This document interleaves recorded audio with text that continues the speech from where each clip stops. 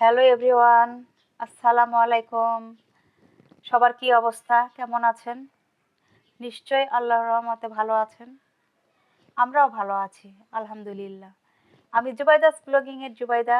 সবাইকে ওয়েলকাম করছি নতুন দিনের নতুন একটি ব্লগ ভিডিও দেখার জন্য। আশা করছি বরাবরের মতো আজকের ভিডিও ভালো লাগবে আমার আপু, ভাইয়া, ছোট্ট সোনামণি সবার কাছে। আন্টিদের কাছে তো বটেই। তো ভালো লাগলে অবশ্যই ভালোবাসা দিয়ে সাথে থেকে যাবেন। আর বেশি বেশি করে আমার ভিডিওতে লাইক দিবেন, শেয়ার করবেন, কমেন্ট করবেন। ভালোবাসা দিয়ে আমার সাথেই থেকে যাবেন। বেশি বেশি ভালোবাসা দিবেন। তো সকালে নাস্তা বানিয়েছি, হাজব্যান্ডকে দিয়েছি, খেয়ে অফিসে চলে গিয়েছে। ছেলেকে দিয়েছি, ছেলে শুধু গরুর মাংস আর পাওয়াটাই খেয়েছে, সেমাই খায়নি। কারণ ও ঝুয়া সেমাইটা একদম পছন্দ করে না। ও খেলে লাচ্চা সেমাইটাই খায়। আর আমি এখন নাস্তা বানিয়ে নিয়েছি, নিয়ে এখন সেমাই আর গরুর মাংস দুটো দিয়েই খাবো। আমার ঝালের পাশাপাশি মিষ্টি, মিষ্টির পাশাপাশি ঝাল দুটোই ভালো লাগে। তো এই যে নাস্তা করে নিচ্ছি। আর এখানে এত বেশি পরিমাণে লাইট পড়েছে, আমার পরোটাটা দেখাই যাচ্ছে না। মাঝে মাঝে কেন এরকম ক্যামেরা ডিস্টার্ব করে আমি বুঝি না। তো যাই হোক, সবাই ক্ষমা সুন্দর দৃষ্টিতে দেখবেন আর আমার ভিডিওর সাথেই থাকবেন। নাস্তা করে নিয়েছি, নিয়ে এখন চা খাবো না তা তো হয় না। তো এখন চা খেয়ে নিচ্ছি। তো চা খাওয়াবো, চা যেহেতু খাবো, চা খেয়ে নিচ্ছি মানে চা তো আগে করতে হবে, তারপরে তো চা খাবো। তো চা আগে করে নিচ্ছি, নিয়ে তারপরে আরাম করে চাটা খাওয়া যাবে, কি বলেন?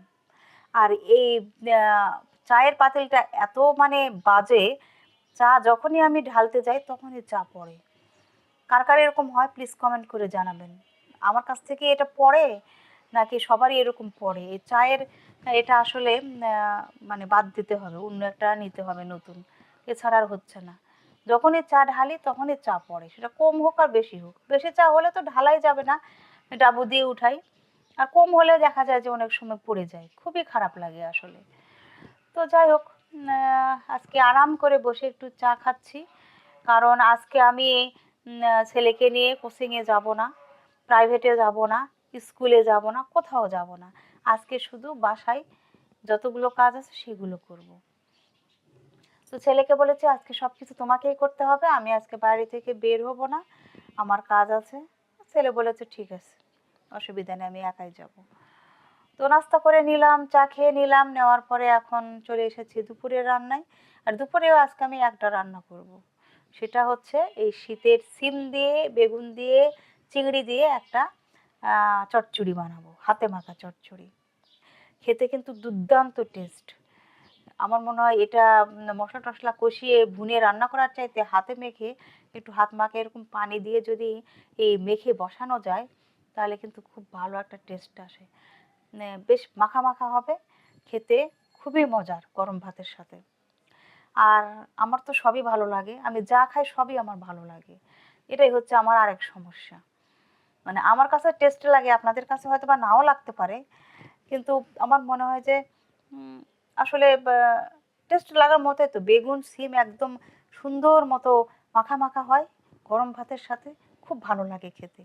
খেয়ে দেখতে পারেন। তো ওদিকে তো সিম বেগুনের তরকারি চাপিয়ে দিলাম। আর এদিকে আমি ছোলার ডাল আর গরুর মাংস সিদ্ধ করে নিয়েছি। কেন জানেন? কাবাব বানাবো।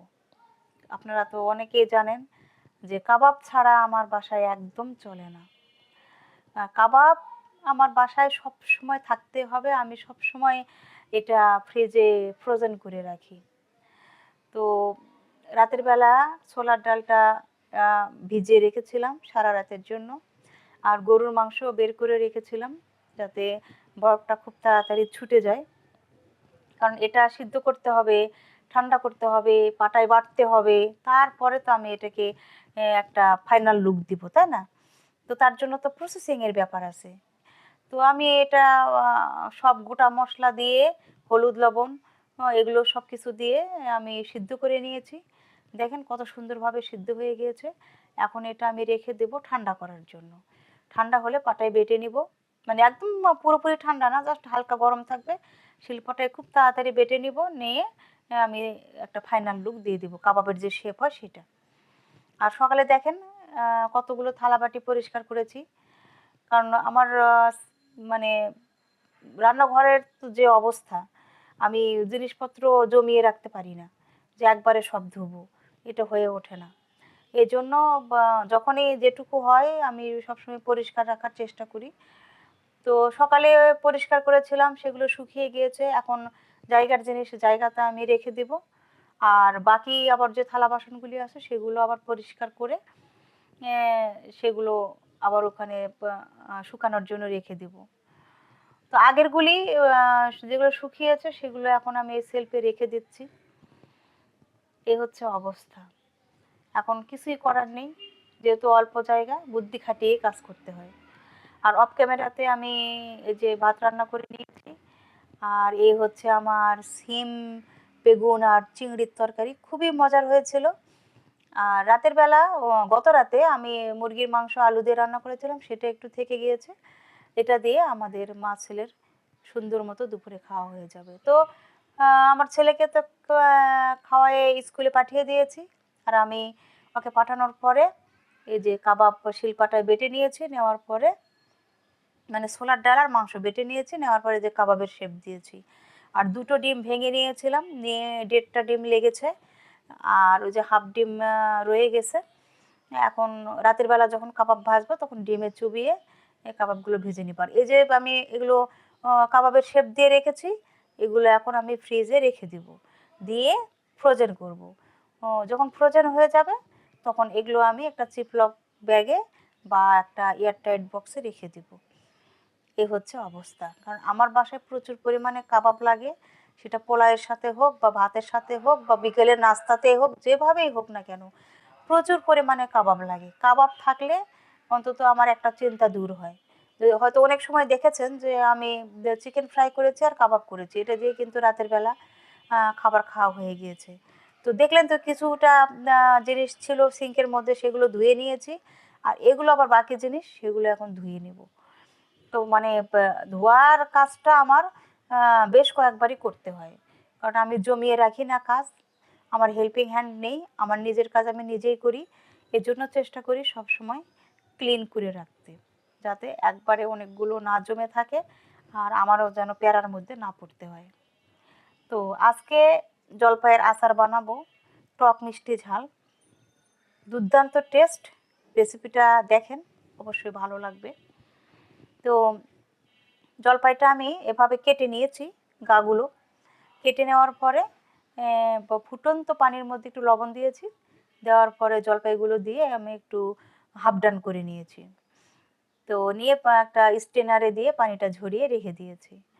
আর এখন আচারটা বানাবো কিভাবে, প্যানের মধ্যে একটু সরিষার তেল দিলাম, সরিষার তেল দিয়ে এখানে একটু পাঁচফোড়ন দিব, দেওয়ার পরে 2 রকমের লবণ দিব, সেটা হচ্ছে একটা সাদা লবণ আর একটা বিট নুন। 2 রকমের লবণ দিলে না খুব টেস্ট হয়।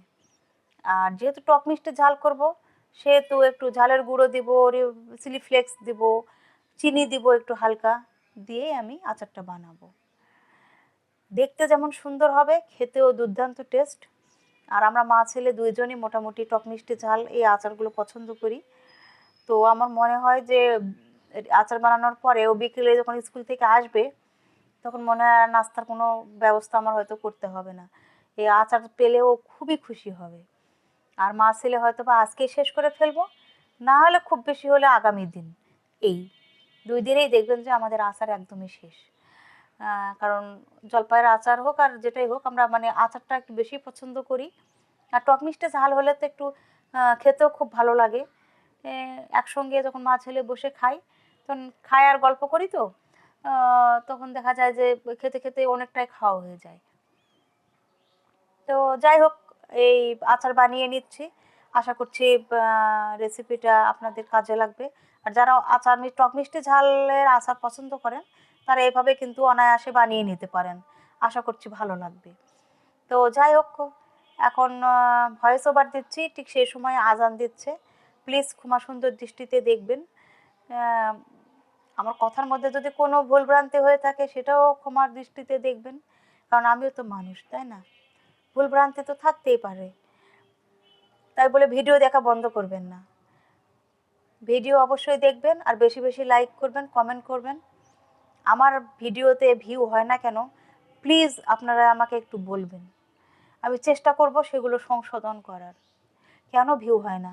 একটা ভিডিও মেক করতে এত পরিমাণে কষ্ট হয়, ভয়েস ওভার দিতে হয়, এডিট করতে হয়, কন্টেন্ট লিখতে হয়, এগুলো করতে না আসলে অনেক কষ্ট হয়।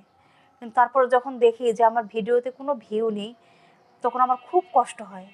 যা আমি কি এতই ভিডিও খারাপ বানাই, আমি এত খারাপ ভিডিও বানাই যে কারো কাছে আমার ভিডিও পছন্দ হয় না, যে আমার ভিউ এত কম। সত্যি আমি খুব কষ্ট পাই। দয়া করে প্লিজ একটু কমেন্ট করে জানাবেন যে কী ধরনের ভিডিও হলে আপনারা দেখবেন, কি করলে ভালো হবে। আমি চেষ্টা করব আপনাদের কথা রাখার। আপনারা আমার বোন, আপনারা আমার শুভাকাঙ্ক্ষী, আপনারা আমার ভিউয়ার্স, আপনারা আমার আন্টি ভাইয়া, সবার কাছে আমার রিকোয়েস্ট আপনারা আমাকে সাপোর্ট করবেন, আমি যেন সামনে এগিয়ে যেতে পারি। আপনাদের কমেন্ট পড়তে খুবই ভালো লাগে, আপনাদের ভালোবাসা পেলে আমি অবশ্যই সামনে এগিয়ে যাব। তো যাই হোক, এই তো আচার বানিয়ে নিচ্ছি, কিন্তু এখন ভয়েস ওভার দিচ্ছি, এখন আর ভয়েস আমি কাটবো না। আজান দিচ্ছে, প্লিজ সবাই ক্ষমা সুন্দর দৃষ্টিতে দেখবেন, আমার ভিডিওর সাথেই থাকবেন।